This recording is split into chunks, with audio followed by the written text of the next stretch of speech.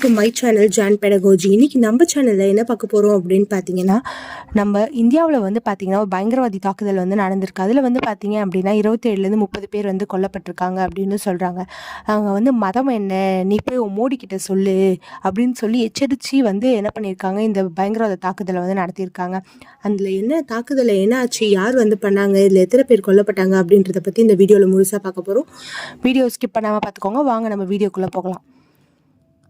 நம்ம இந்தியாவில் ஒரு அழகான யூனியன் பிரதேசம் அப்படின்னு பார்த்தீங்கன்னா ஜம்மு அண்ட் காஷ்மீர் தான். அதில் வந்து பார்த்தீங்கன்னா அகநாத் மாவட்டம் அப்படின்னு சொல்லி ஒரு டிஸ்ட்ரிக்ட் இருக்குது. அது வந்து பார்த்திங்கன்னா நம்ம ஜம்மு காஷ்மீர்லேருந்து ஒரு 100 கிலோமீட்டருக்குள்ளே இருக்குது அப்படின்னு சொல்லியிருக்காங்க. அந்த அகநாத் மாவட்டத்திலலாம் வந்து பார்த்திங்கன்னா பகல்காம் அப்படின்னு சொல்லி ஒரு இடம் வந்து இருக்குது. இந்த இடம் வந்து பார்த்தீங்க அப்படின்னா ரொம்பவே வந்து டூரிஸ்டர்ஸை வந்து அட்ராக்ட் பண்ணக்கூடிய இடமா வந்து இருக்குது. பார்த்தீங்கன்னா பச்சை பசேரு வந்து பசுமை நிறைந்த இடமா வந்து இருக்குது. அந்த இடம் வந்து பார்த்தீங்கன்னா நம்ம இமயமலையோட அடிப்பகுதி அப்படின்னு சொல்லியிருக்காங்க. இமயமலையோட அடியில் இருக்க இடம் அதான் சொல்லியிருக்காங்க, ஹிமாலயஸில். அதில் வந்து பார்த்தீங்கன்னா ஒரு 5 கிலோமீட்டர் தொலைவில் வந்து என்னென்னா பைசரம் அப்படின்னு சொல்லி ஒரு இடம் இருக்குது.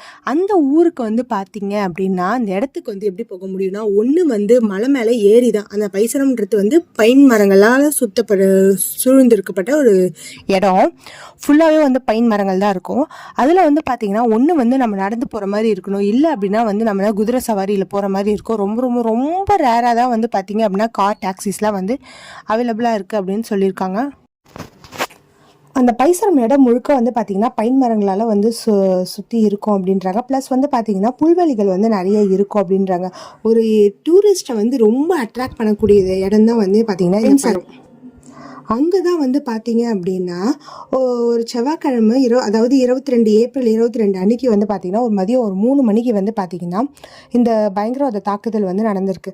அந்த இடத்துல வந்து ஒரு 500 டூரிஸ்ட்டுங்க வந்து இருந்திருக்காங்க அப்படின்னு வந்து சொல்லியிருக்காங்க. ஒவ்வொருத்தவங்ககிட்டையும் உங்கள் பேர் என்ன, உன் மதம் என்ன அப்படின்னு சொல்லி என்ன பண்ணியிருக்காங்க அப்படின்னா கொல்லப்பட்டிருக்காங்க. அதில் வந்து பார்த்திங்கன்னா இப்போ வந்து 27லேருந்து 30 பேருக்கு வந்து இறந்துருக்காங்க அப்படின்னு வந்து சொல்லியிருக்காங்க. ஃபாரினர்ஸ் வந்து ஒரு 2 பேர் வந்து இறந்துட்டாங்க அப்படின்னு சொல்லியிருக்காங்க. அடுத்தது வந்து பார்த்திங்க அப்படின்னா தமிழ்நாட்டை சேர்ந்த 2 பேர் வந்து பார்த்திங்கன்னா ரொம்ப பலத்த படுகாயம் வந்து அடைஞ்சிருக்காங்க அப்படின்னு சொல்லியிருக்காங்க. அந்த பசுமை இந்த புல்வெளி ஃபுல்லாகவே வந்து பார்த்திங்க அப்படின்னா ஒரே ஒரு ரத்த காடாக வந்து போயிருக்கு. ரொம்ப அழகான இடமே வந்து பார்த்திங்க அப்படின்னா ஒரு 3 மணி அளவில் வந்து எடுத்தோடனே வந்து பட்டுன்னு எல்லாருமே வந்து என்ன சுட ஆரம்பிச்சிருக்காங்க. ஒரே வந்து ரத்த காடாகவே வந்து அந்த இடம் தான் வந்து ஆயிருக்கு. அதுக்கப்புறம் தான் வந்து என்ன பண்ணியிருக்காங்க, உன் பேர் என்ன, நீ உன்னோட மதம் என்ன அப்படின்னு கேட்டு இந்து மதத்தை சேர்ந்த ஆண்களையாக வந்து குறிவைத்து என்ன பண்ணிருக்காங்க, கொலை பண்ண ஆரம்பிச்சிருக்காங்க. கர்நாடகாவை சேர்ந்த தொழிலதிபர் மஞ்சுநாத் என்றவர் வந்து என்ன பண்ணிருக்காரு, கொல்லப்பட்டிருக்காரு. அவர் வந்து பார்த்தீங்க அப்படின்னா அந்த டூரிஸ்ட் பிளேஸுக்கு அவங்களோட மனைவி கூடயும் அவரோட பையன் கூடயும் வந்து போயிருக்காரு. அப்போ அந்த மஞ்சுநாத் வந்து என்ன பண்ணியிருக்காங்க அப்படின்னா கொல்லப்பட்டிருக்காரு. தீவிரவாதிகள் என்ன பண்ணியிருக்காங்க அப்படின்னா அவங்கள வந்து கொன்னுருக்காங்க. அதை பார்த்து வந்து அவங்க மனைவியும் அவங்களுடைய பையனும் என்ன பண்ணியிருக்காங்க, அவரை மட்டும் கொன்னுட்டீங்க, எங்களையும் சேர்த்து கொன்னுடு அப்படின்னு சொல்லி கேட்டதுக்கு என்ன சொல்லியிருக்காரு, போ மோடிக்கிட்ட போய் சொல்லு அப்படின்னு சொல்லி என்ன பண்ணியிருக்காங்க, ரொம்ப வந்து அவங்க கிட்ட வந்து ரொம்ப கோவமாக வந்து சொல்லியிருக்காங்க, நான் உன்னை கொல்ல மாட்டேன், நீ போய் உங்கள் மோடிக்கிட்ட போய் சொல்லு போ, இந்த மாதிரி வந்து நடந்துச்சு அப்படின்றத சொல்லு போ அப்படின்னு சொல்லி என்ன பண்ணியிருக்காங்க, ரொம்ப டென்ஷனாக வந்து அவங்க கிட்ட வந்து அந்த மிஸ்ஸஸ் மஞ்சுநாத் கிட்ட வந்து சொல்லியிருக்காங்க. இதில் வந்து பார்த்தீங்க அப்படின்னா எந்த ஒரு தீவிரவாதிகளும் வந்து என்னது நம்மளுடைய இராணுவத்துக்கிட்டேயோ இல்லை யாருக்கிட்டையுமே வந்து பிடிபடவே இல்லை அப்படின்னு சொல்லியிருக்காங்க. இந்த தாக்குதலுக்கு வந்து யார் பொறுப்பு அப்படின்னு பார்த்தீங்கன்னா இந்த ரெசிஸ்டன்ட் ஃப்ரண்ட், அதாவது TRF என்ற அமைப்பு தான் வந்து பொறுப்பு அப்படின்னு சொல்லியிருக்காங்க. இந்த TRF வந்து பார்த்தீங்க அப்படின்னா 2019 வந்து உருவாயிருக்கு அப்படின்னு இருக்காங்க. அவங்க இந்த TRF வந்து ஏன் வந்து உருவாச்சு அப்படின்னு பார்த்தீங்கன்னா, நம்ம ஜம்மு அண்ட் காஷ்மீரில் நடந்த சட்டப்பிரிவு அதாவது 370 ரத்து செய்யப்பட்டிருக்காங்க.